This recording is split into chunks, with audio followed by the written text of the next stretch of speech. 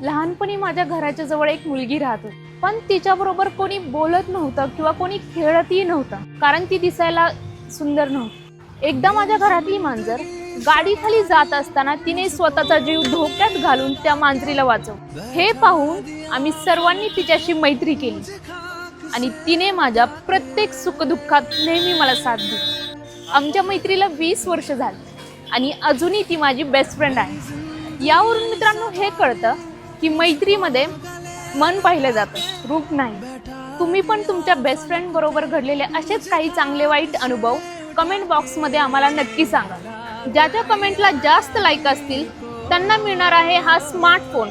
पण त्यासाठी आमच्या यूट्यूब चॅनलला सबस्क्राईब आणि आमच्या इंस्टाग्राम पेजला फॉलो करणे अनिवार्य आहे। तर लवकर कमेंट करा, मित्रांना शेअर करा आणि हा स्मार्टफोन जिंका। तुम्हा सर्वांना मैत्री दिनाच्या हार्दिक शुभेच्छा।